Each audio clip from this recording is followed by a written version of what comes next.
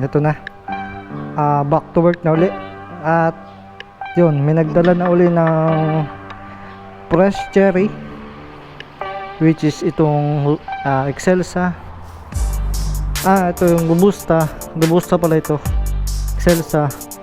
May Liberica na kami.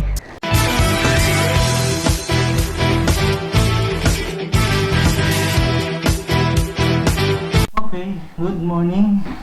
Ngayon, January 3. So, balik trabaho na kami ngayon. So, yun. Sasama ko kayo ngayong umaga sa aking gagawin. So, tara, let's go! So, yun. Ito na. Back to work na uli. At, yun, may nagdala na uli ng fresh cherry, which is itong Excelsa. Ito yung Robusta pala ito. Excelsa. May Liberica na kami. Liberica and Excelsa. Yun yung press namin. Ito, mga bagong dala. So ito yung tinutuyo ko pa na noong nakaraang taon pa. Pero tingin ko okay na ito. I-check na lang yung moisture meter nito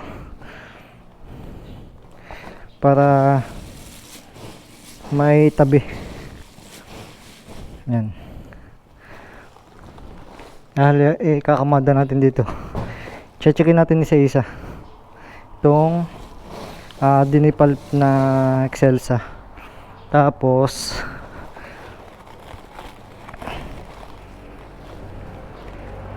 Excelsa po rin to, dinipalp.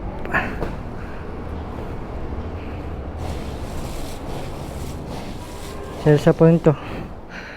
Wala Robusta, nalaglagan ko. Ito ay Robusta. Ito pala Robusta na dinipalp. Ito siya.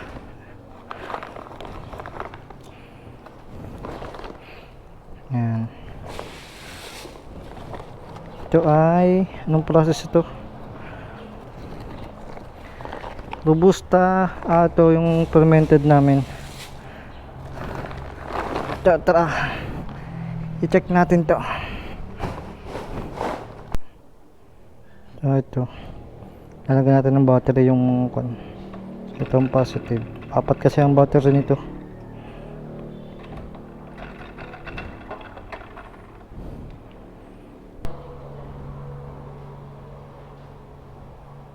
Ayun, napagana ko na. So tara, try natin. Huwag tayo ng sample na Robusta.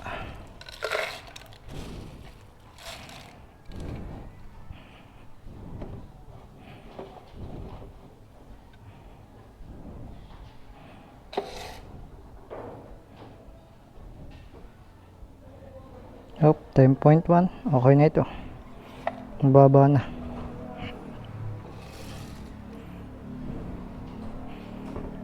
Try natin itong Excelsa.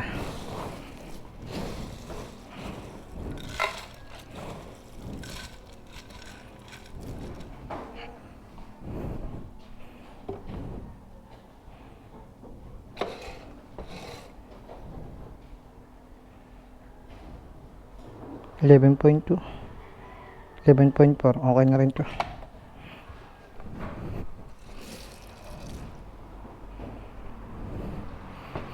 Try natin tong Excelsa ulit.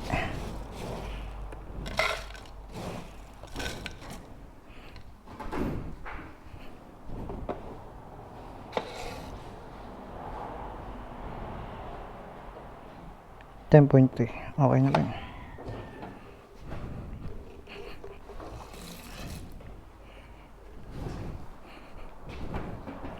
So ito na lang ang hindi pa na-check.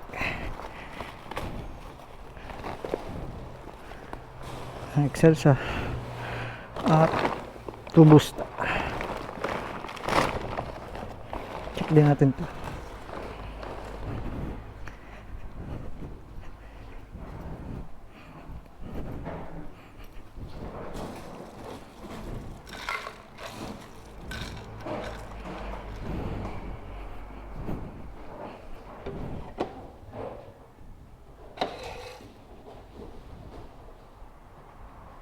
11.1. Okay na rin to.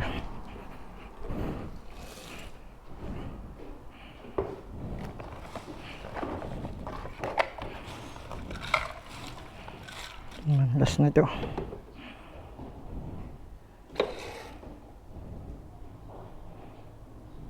Okay na rin to.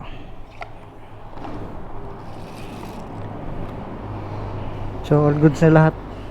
Lalagay na lang sa sako. Kukuha ako doon sa loob. Galing mo dito yung para yung galing naman dito matagal.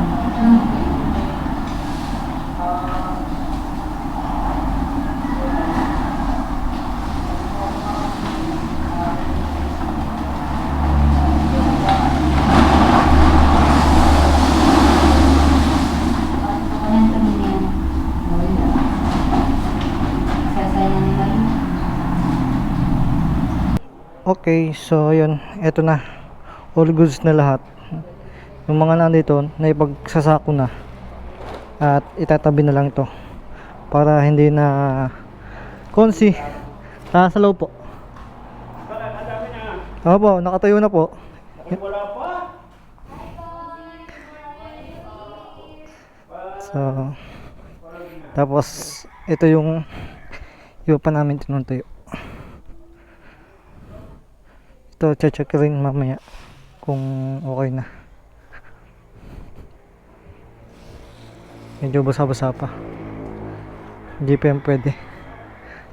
Ito yung nakaraang harvest noong December 30. Kaya tiglan din yan. Lahat dito. Kasi yan, mga punla ko.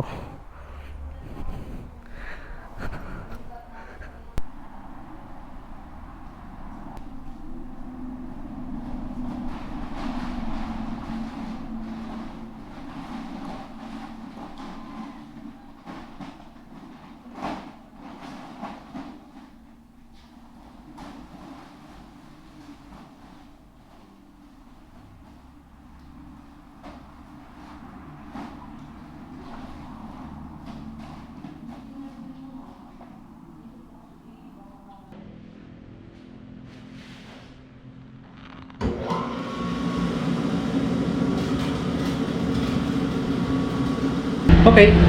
So, yun. Katatapos ko lang mag-dihal ng dried cherry. Okay. So, yun. Sakto rin yung kanilang pagtapos. So, ito yung mga fresh na sinort nila. So, kaya nakaganyan. Kung kasi yung bukod-bukod. Ito pa. Yan yung namang mamaya ditipal ko. Dito, ito naman yung gagamitin ko. Kanina ito yung ginamit ko eh. Ito sa tuyo, ito naman sa fresh. Ito pa nga yung kalat ko eh. Hindi ko pa nai-miss. So mamaya pa. So yan, mamaya na lang. Balitaan ko ulit kayo. Okay. So yan, nakatapos na ako mag dipal. So hindi ko na pinakita yung pagdidipal kasi meron naman akong video ng mga sa previous vlog ko. Meron ako nun. Kaya hindi ko na binidyo. Ito na lang yung picture. Yan. So, bale, ang ginagawa na lang ay nagsosort na lang ng mga GCB. So, ipapakita ko sa inyo.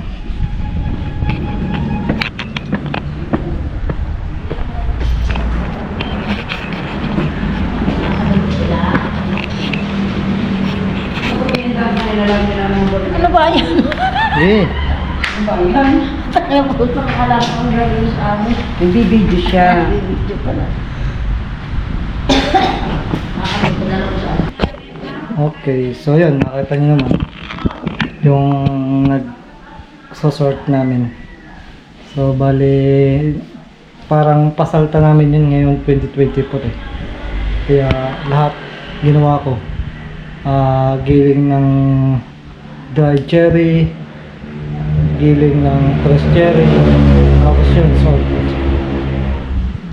Para mas marami pang dumating na kape sa amin ngayon 2024. So yun, at nandito na lang. Maraming salamat sa mga nakarating dito sa video to. At muli, kita-kitits na lang tayo sa susunod na video. Peace out.